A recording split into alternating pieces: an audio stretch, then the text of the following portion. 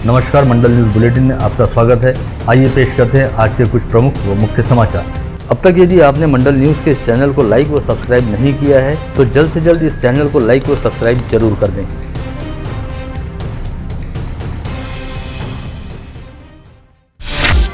जिले के सांसद नवनीत राणा के साथ ही विधायक रवि राणा के साथ एक युवक द्वारा की गई बातचीत की ऑडियो क्लिप इस समय सोशल मीडिया पर जमकर वायरल हो रही है, जिसमें एक युवक राणा दंपति को फोन करते हुए उन्हें हनुमान चालीसा पढ़ने के लिए कह रहा है। खुद को नागपुर निवासी फराज कादरी बताने वाले इस युवक द्वारा राणा दंपति को अलग अलग बार फोन करते हुए कहा गया कि इस समय 5 लाख लोग आपको सोशल मीडिया पर लाइव सुन रहे हैं, अतः आप हनुमान चालीसा बोल कर दिखाएं। इस ऑडियो कॉल में राणा दंपति व फराज कादरी नामक उस युवक के बीच कुछ शाब्दिक विवाद भी होता सुनाई दे रहा है, जहां सांसद नवनीत राणा ने इस युवक को जमकर आड़े हाथ लेते हुए उसे पुलिस में शिकायत देने की धमकी दी। वहीं विधायक रवि राणा ने भी इस युवक को काफी कड़ी बातें सुनाई। राणा दंपति ने फराज कादरी नामक इस युवक के खिलाफ दिल्ली पुलिस में लिखित तौर पर शिकायत भी दर्ज कराई है, ऐसी जानकारी भी सामने आई है। विगत कुछ दिनों से अयोध्या दौरे पर जाने को लेकर राज्य की राजनीति जमकर तपी हुई है, जिसके तहत महाराष्ट्र नवनिर्माण सेना, शिवसेना व कांग्रेस के नेताओं द्वारा अयोध्या दौरे की घोषणा पहले ही की जा चुकी है। वहीं अब राज्य मंत्री बच्चू कडू ने भी अयोध्या दौरे पर जाने की घोषणा की है। जूनी बस्ती बडनेरा में कमली वाले बाबा की दरगाह पर आयोजित एक कार्यक्रम के दौरान अपने अयोध्या दौरे की घोषणा करते हुए राज्य मंत्री बच्चू कडू ने कहा कि वे हिंदू मुस्लिम एकता के लिए भारत का राष्ट्रध्वज तिरंगा लेकर अयोध्या के दौरे पर जाएंगे। इस समय अपने संबोधन में राज्य मंत्री बच्चू कडू ने राजनीतिक दलों और राजनेताओं को भी धार्मिक तनाव भड़काने के लिए जमकर आड़े हाथ लिया। साथ ही उपस्थित जन समुदाय से कहा कि वे किसी भी राजनीतिक दल के भड़कावे या उकसावे में न आए। जब मैं मर जाऊं, जब मैं मर जाऊं तो मेरी अलग पहचान लिख देना। जब मैं मर जाऊं मेरी अलग पहचान लिख देना। लहू से मेरे माथे पर हिंदुस्तान लिख देना। तो यही माहौल के साथ यहाँ जो कवाली हो रही है, मुझे उर्दू पर बहुत नाज भी है और इतना उत्साह और इतना प्रेरणादायी आप जब कवाली कहते हो तो बड़ी कम बात नहीं है। हिंदुस्तान को और आबिद रखने के लिए, एकजुट रखने के लिए कवाली का स्थान बहुत महत्वपूर्ण है। आप जिस तरह से जवान खिलाएंगे, जिस तरह से जवान कवाली पेश करेंगे, उसी तरह से हिंदुस्तान और मजबूत होते जाएगा। अयोध्या खाली प्रभु रामचंद्र के नाम पर नहीं पहचाना जाता। मैं अयोध्या का कुछ इतिहास भी लेके आया। वहाँ एक हनुमान गढ़ी थी और अमीर अली और दुर्गा सिंह, ये दोनों देशभक्त थे। अयोध्या का नाम आया तो प्रभु रामचंद्र का नाम आता है, वो तो इतिहास है, लेकिन उसके बाद भी एक इतिहास है हिंदुस्तानियों का। एक तरफ मंदिर में रहने वाले देवीदास सिंह थे और मस्जिद में रहने वाले अमीर अली थे। और जब आजादी की जंग लड़ी थी तो दोनों में साथ में आकर इंग्रज के खिलाफ अपने आवाज उठाई और अंग्रेजों ने दोनों को भी साथ में, इतिहास पता नहीं होगा, खाली भड़काने के लिए कुछ बातें हमारे सामने आती है। कोई बोलता है मुस्लिम खतरे में है, कोई बोलता है हिंदू खतरे में। ये दोनों कभी खतरे में नहीं आते, नेता खतरे में आते हैं।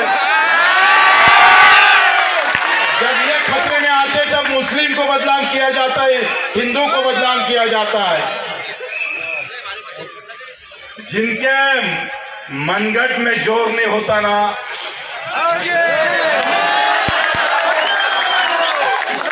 वो धर्म की बात करते हैं, और जिनके मनगढ़ में जोर होता है वो सेवा की बात करते हैं। मैं हिंदी थोड़ा कम ज्यादा होती होंगी, लेकिन मैं दिल से कहता हूं, दिल की आवाज और कुछ होती है। यहाँ जितने भी गरीब हैं उनसे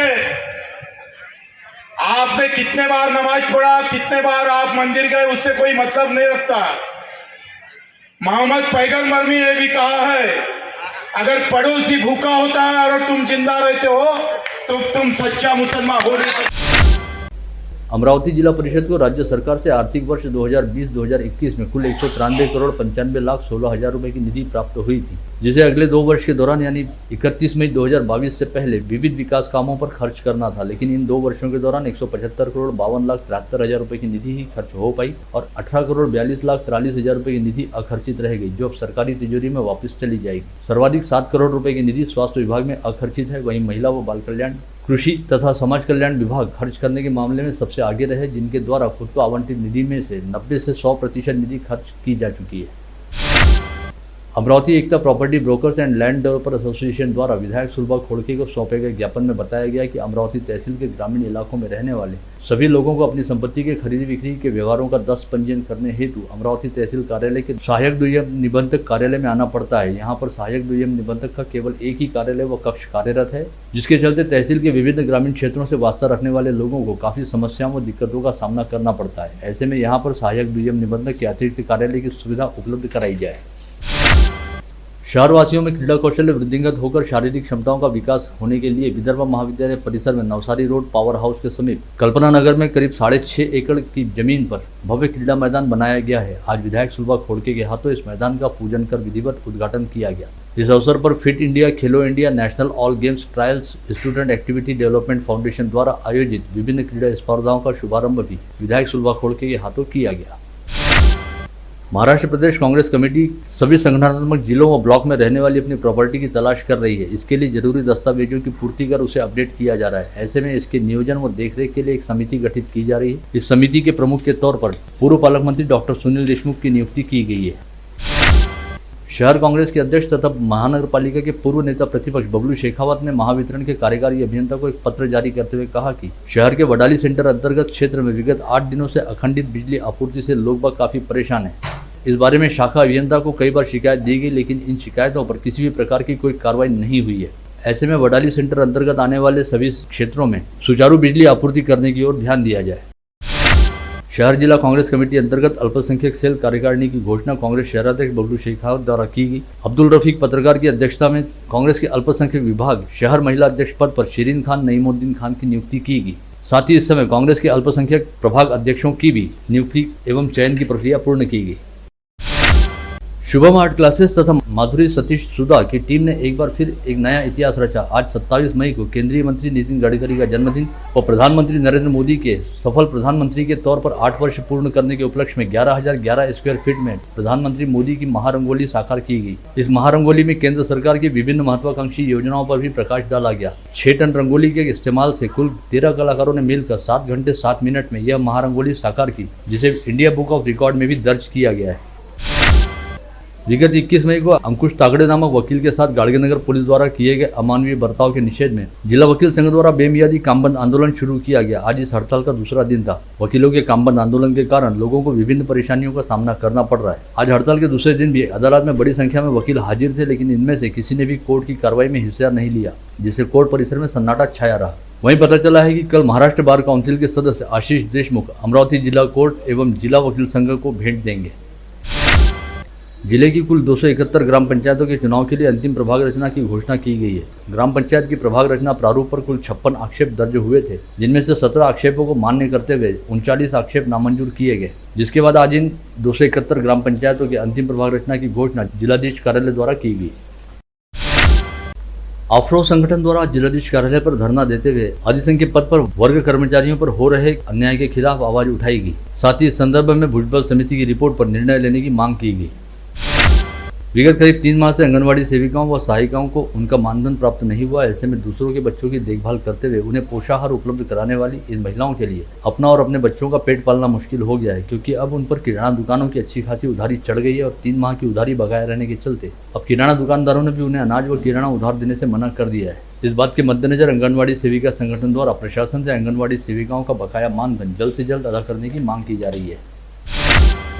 आगामी महानगर पालिका चुनाव में रिपब्लिकन पार्टी ऑफ इंडिया अपने स्वबल पर चुनावी मैदान में उतरेगी, जिसके लिए पात्र उम्मीदवारों का चयन करने और चुनाव से संबंधित रणनीति को तय करने के लिए पार्टी के राष्ट्रीय अध्यक्ष दीपक निकाल जी आगामी 29 मई को अमरावती के दौरे पर आ रहे हैं। इस आशय की जानकारी रिपब्लिकन पार्टी ऑफ इंडिया द्वारा यहां बुलाई गई पत्रकार परिषद में दी गई।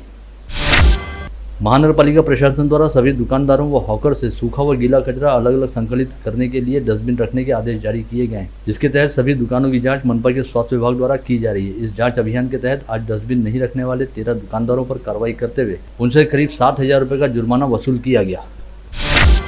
कई तरह की परेशानियों से जूझ रहे मेलघाट वासियों की समस्याएं इन दिनों कम होने का नाम ही नहीं ले रही। विगत 8 दिनों से काटकुम परिसर के BSNL टावर बंद रहने के कारण यहां के लोगों का एक दूसरे से संपर्क टूट गया है। ऐसे में मेलघाट वासियों ने जल्द से जल्द इस क्षेत्र में दूरसंचार सेवाओं को बहाल करने का निवेदन प्रशासन को दिया है।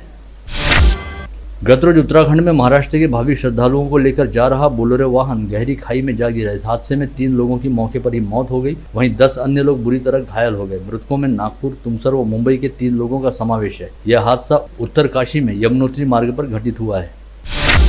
शहर के इतवारा बाजार परिसर स्थित बालाजी मंदिर संस्थान के अध्यक्ष तथा साहू हिंदी पुस्तकालय के सचिव रहने वाले संतोष बाबूलाल साहू ने आज सुबह गड़गड़ेश्वर मंदिर परिसर में अपनी किसी परेशानी से तंग आकर जहर पी लिया। यह बात ध्यान में आते ही आसपास मौजूद लोगों ने उन्हें इलाज के लिए जिला सामान्य अस्पताल में भर्ती कराया, लेकिन इलाज के दौरान संतोष साहू की मौत हो गई। मिठाई वाले और पहलवान के तौर पर पहचान रखने वाले संतोष साहू द्वारा आत्महत्या कर लिए जाने के चलते मसानगंज परिसर सहित अकोली क्षेत्र में अच्छा खासा हड़कंप और सनसनी वाला माहौल रहा। पुलिस द्वारा मामले की जाँच की जा रही है। अकोला जिले की बालापुर तहसील में उरल पुलिस थानांतर्गत चल रहे देह व्यापार के अड्डे पर अकोला अपराध शाखा पुलिस ने छापा मारते हुए 2 महिलाओं व 2 पुरुषों को गिरफ्तार किया है। जानकारी के मुताबिक उरल पुलिस थाना क्षेत्र अंतर्गत एक महिला द्वारा अपने घर में बाहरी जिलों की लड़कियों को बुलाकर उनसे देह बिक्री का व्यवसाय कराया जाता था। ऐसी सूचना क्राइम ब्रांच को मिली थी, जिसके आधार पर पुलिस ने जाल बिछाते हुए इस महिला के घर पर छापा मारा और सेक्स रैकेट को उजागर करते हुए 2 महिलाओं व 2 पुरुषों को हिरासत में लिया। धारनी मुख्यालय से करीब 2 किलोमीटर की दूरी पर स्थित छोटा कुसुमकोट खुर्द निवासी अनोखी लाल गाड़गे के घर में कल देर रात 1 बजे के आसपास अचानक आग लग गई और इस आग ने देखते ही देखते विकराल रूप धारण किया। आग की सूचना मिलते ही दमकल विभाग की टीम, समाज सेवकों व गाँव वासियों ने कड़ी मेहनत करते हुए इस आग पर काबू पाया, लेकिन तब तक इस आग में घर में रखी जीवनाशक वस्तुएं पूरी तरह से जलकर खाक हो चुकी थी। आग लगने का कारण फिलहाल तक पता नहीं चल पाया है। यवतमाल पुलिस थाना अंतर्गत मालीपुरा परिसर में रहने वाले श्रीकांत उर्फ नागो शिरामे ने बीती रात अपनी पत्नी उर्मिला शिरामे का रात में उस समय गला घोटकर उसे मौत के घाट उतार दिया, जब उर्मिला शिरामे गहरी नींद में सो रही थी। पता चला है कि श्रीकांत शिरामे के सिर पर संदेह का भूत सवार था और वह अपनी पत्नी के चरित्र पर संदेह करता था। पुलिस द्वारा मामले की जाँच की जा रही है।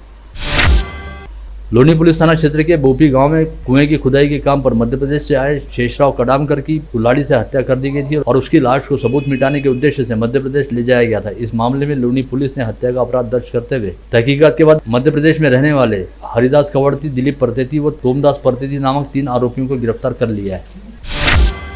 धारनी पुलिस थाना क्षेत्र के कुसुमकोट बुजुर्ग में रहने वाली 21 वर्षीय युवती ने पुलिस थाने में दी शिकायत में बताया कि धारनी निवासी मनीष पिंपलकर से विगत 1 वर्ष पहले उसका विवाह जुड़ा था और 26 मई को विवाह होना तय हुआ था, लेकिन 24 मई को मनीष और अजय पिंपलकर उसके घर आए और 5 लाख रुपए के दहेज सहित सोने के आभूषण और नए घर के लिए सामान की खरीदी के लिए रुपए की मांग की। साथ ही कल 26 मई को विवाह के समय दूल्हा बनकर मनीष पिंपलकर गांव में आया, लेकिन दहेज की मांग पूरी नहीं होने पर बिना विवाह किए वापस लौट गया। इस शिकायत के आधार पर धारनी पुलिस ने दहेज बंदी अधिनियम की धारा 4 के तहत अपराध दर्ज कर कार्रवाई शुरू की है। नवाते चौक परिसर में रंगोली पल के सामने बीती रात 10 बजे एसटी बस की राह देख रही महिला के गले पर झपट्टा मारकर 2 लुटेरों ने महिला के गले से मंगलसूत्र लूट लिया। राजापेट पुलिस दोनों लुटेरों की तलाश कर रही है। ग्रामीण अपराध शाखा पुलिस की टीम ने बेनोडा पुलिस थाना क्षेत्र के मांगरूडी व बोरोड पुलिस थाना क्षेत्र के देवतवाड़ा से पवनी रोड पर छापा मारकर 4 शराब तस्करों को गिरफ्तार किया, जिनके पास से वाहन समेत करीब 4.5 लाख रुपए का माल बरामद हुआ है। अंजनगांव सोजी पुलिस थाना क्षेत्र के लखाड़ निवासी संतरा व्यापारी शकील खां पठान अपने परिवार के साथ बाहर गांव गए थे। इसी दौरान अज्ञात चोर ने उनके घर पर निशाना साधते हुए अलमारी में रखे सोने चांदी के गहने व नगद रुपए ऐसे कुल 3.25 लाख रुपए का माल चुरा लिया।